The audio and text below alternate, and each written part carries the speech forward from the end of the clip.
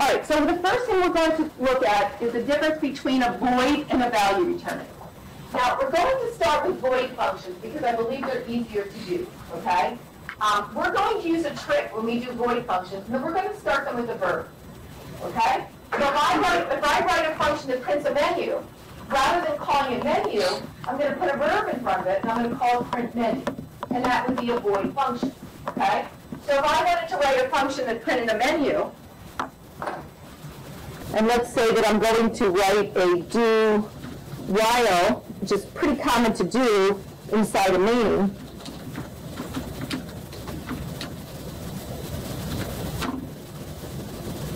And one of the first things that I'm going to do in here is I'm going to print a menu, which gives me the options for whatever it is that I want to do. So if I want to create a new function, I come outside of main.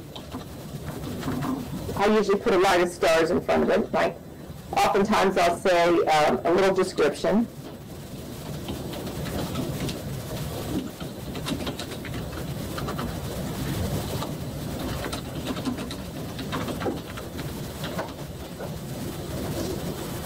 No spell check. Okay, so if I want this guy to print a menu, I'm going to call it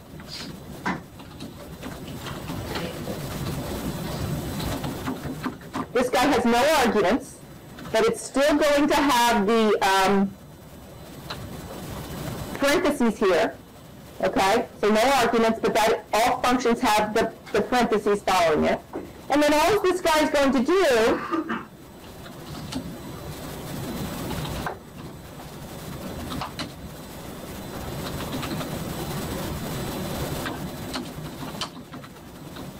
is print a menu of calculation.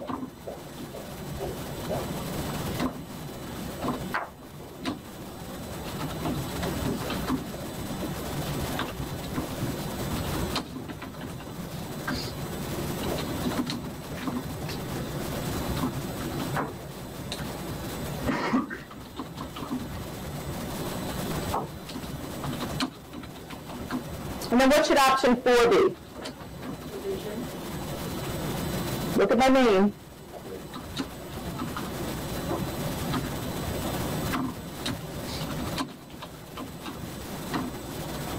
Okay, so there's a void function.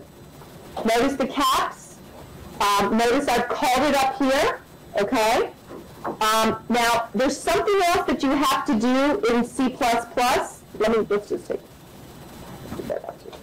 Okay, so I'm going to print a menu. What should I use if I'm going to,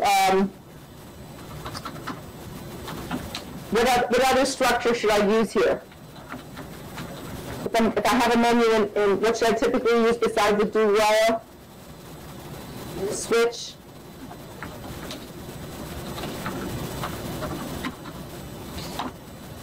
Okay, so I'm going to switch based on menu option. And I'm going to put a bunch of dummy modules here. So for case 1,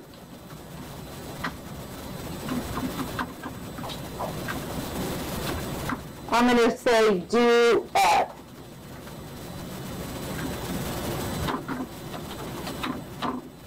And then I'm going to do that same thing for all 3. I'm going to start off, and remember I'm going to use that adage that I talked about, always keep something working. And I'm going to write 3 dummy functions, 1 do add, 1 do subtract, and then 1 do multiply.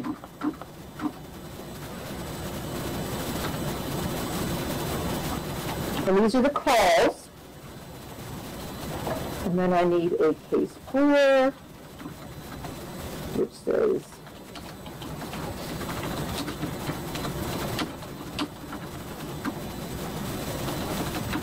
and what else do I need with my switch?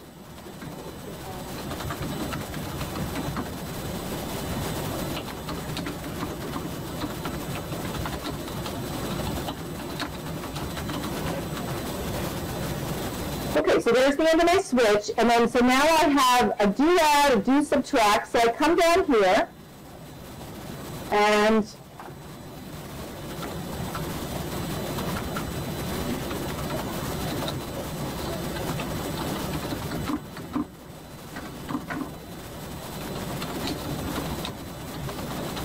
I'm just going to put a cout statement that I actually get here.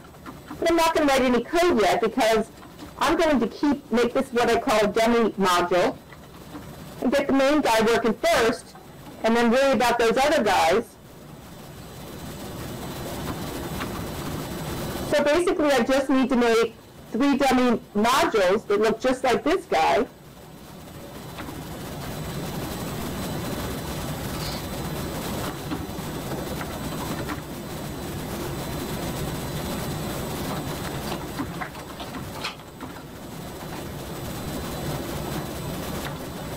And my last one. And these are what I call dummy modules because they're not really doing what I eventually want them to do. I'm just going to put them there as a placeholder and see if I can get my main line working. Now if I compile this guy, I'm going to have some errors because what it's going to say is print menu is not known. Print menu is not known. Does everybody see that, the error that I have?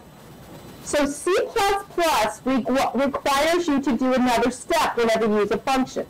And basically that is something called prototyping the function before you use it. Let me show you what I mean by that.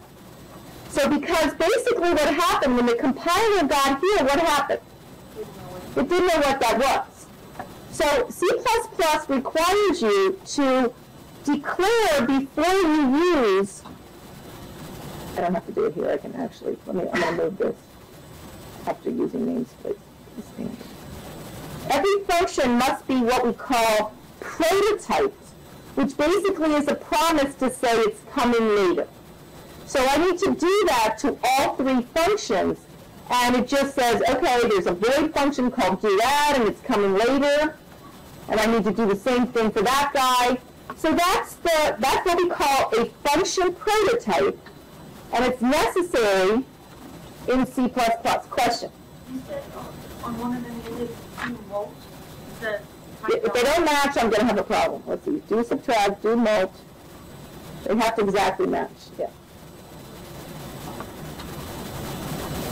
Now you notice the function itself does not have semicolons, but in the prototype, I'm just saying I have something coming, and it's going to look like this. And I'm not going to put the code here because this is just a promise that it's coming. Does everybody understand what the prototypes are? Tyler? Could you think about functions not have to declare them twice? Okay. Yes. But I don't like that. And some people do. And I'll let me explain why. Because one of the things, that's a really good question. If I want to look at this program, what am I most interested in? To me, it's just explain what the program looks like. I don't have to go down to the bottom. I like main first because I like top-down design. Okay? So in general, you usually have to prototype anyway because you may be switching around just calling them, you know what I mean? So because I like top-down, I always put main first, and then I just prototype it. High-level details first, low-level details later. Okay? So, yes, but it's somewhere along one of them won't be there, and I'll have to prototype it. So, good programming practice. Main first, functions follow. Top-down. High-level, low-level. And now keep in mind, another thing, is that we're not going to do multiple files, but eventually we will. So we're going to have not just one file, we're going to have a bunch of files. So in that case, you'll be prototyping, so you can be sharing the functions throughout. Okay? So in this class, and for most of 236, you will only have one CPP. But that's real life, you have many. One program is multiple CPPs, okay?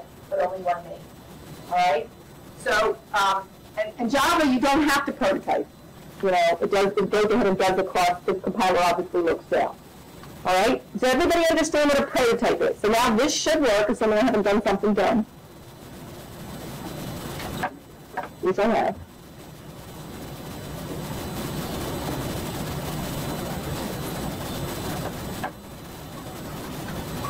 Okay, I used the wrong. I called it popped. Okay, so this is a pretty typical driver. You know, I don't have, let's look at main again. I want you to look at this in good detail. I don't have a lot going, let me put that, let's make it a little smaller. I don't have a lot going on in main. I print the menu, I show that it looks like a lot like a table of contents. I think switches and menus are a really nice way to start a mainline driver. This is a very elegant way of setting up this program. I know that, remember that most programming is maintenance, you know, so 80% is changing existing code. I would know that if I want to change something with multiplication, or if I want to add another option, I would just have to go to this function. I don't have to look at the other function. Okay? So it reads a little bit like a table of contents. Let's make sure that I'm right here. Okay? So it's running. Let me try to see this. Okay. So it printed the menu, and if I select 1, it's going to go to addition. If I select 2, it's going to go to subtraction. If it selects 3, it's going to go to multiply. And if I select 4, it's going to quit. So I see very quickly that my main guy's working, so I'm pretty happy with myself. Okay? So I'm going to go home, you know, I'm going to stop at happy hour, and then I'm going to come in the next day. I've got a program that compiles. It's not done, but it's running. I feel pretty good. So now when I come back the next day, I'm going to tackle one of these functions here. For example, do that. Okay? So in the case of an addition program, how would I like this guy to look? Yeah. Okay, they don't have any nums yet. So one of the first things I might want to do is read into numbers. Okay? So let's say I'm going to add into the addition program, I'm going to ask the user to enter 2 numbers. Is everybody with me where I am in the addition? Okay? So I'm going to say cin num1 and cin num2. I could have done it one line, but whatever. Now I need to declare num1 and num2. Where should I do that? Within do add,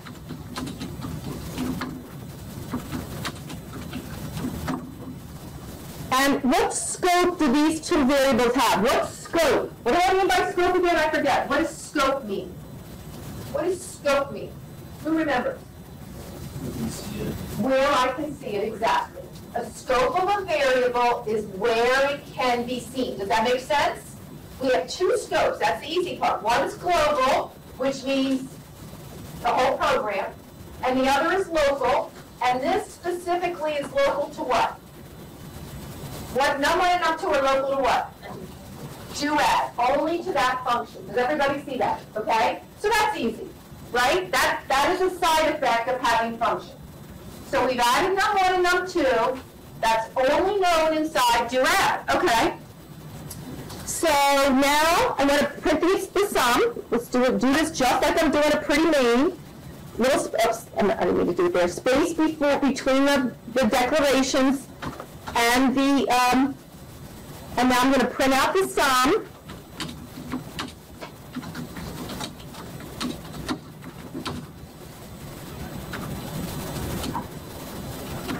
Let's actually make another variable called sum.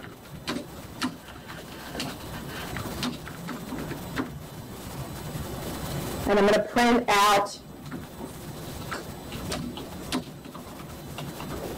okay, so this, I'm doing this all inside the do addition guy.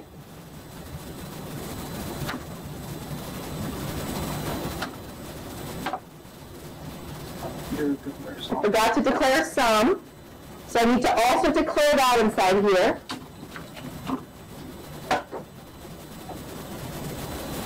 And I'm going to choose addition because I did that one. I'm going to ask for 2 numbers, and it said the sum is 7. Now, if I wanted to add echo checking in here, what would I change this line to? Yeah.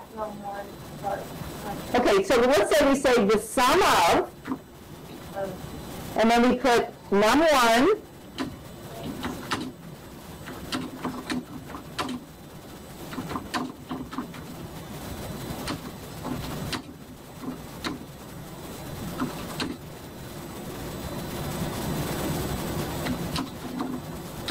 what do I have here? So let's try this again. So let's do the addition. See how nice this is? See how pretty this program is? Okay, I'm all in the addition, so I'm going to add a 3 and a 4 this time. The sum of 3 and 4 is 7. Okay? Now, if I'm going to do subtraction, isn't this going to look very similar?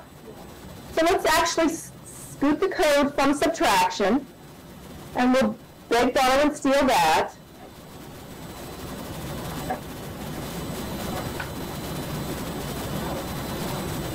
So subtraction looks really similar, but it's going to be difference.